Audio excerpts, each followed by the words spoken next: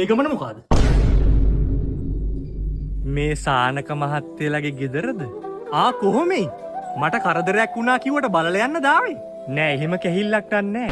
පණිවිඩයක් කියලා යන්න ආවේ. පියතුමා කිචවුණා. රුවන් දර්ශන සර්ගේ කම්බයින් මැත්ස් රිවිෂන් ක්ලාස් එක දෙසැම්බර් මුල සතියේ පටන් ගන්නවා කියලා ලොකු පුතාට කියන්න. මාස 8න් සම්පූර්ණ සිලබස් එක මුල ඉඳන් කවර් කරනවලු. ලොකු එකාව ඒකට යවන්න. කොහොම ඉතින් ගේ හොයාගත්තේ? මේ සුවඳින්ද? අයියෝ නෑ මහත්තයා. මැත්ස් නහුතට කෙලවන් ඉන්න මෝඩ කොල්ලගේ ගෙදර මොකක්ද ඇහුවම ත්‍රීල් පාක් එකේ හැමෝම දන්නවා.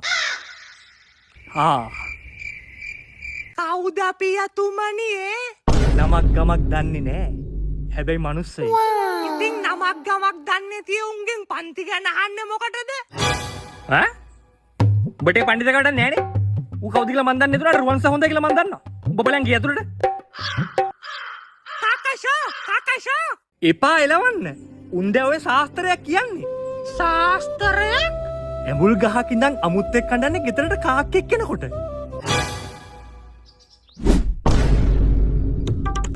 අමුත්තා කෙලියා නේද පියතුමනි ටී-ෂර්ට් එකට? එලවල දාපවක. මගලු ටී-ෂර්ට් එකක්. කාකෂා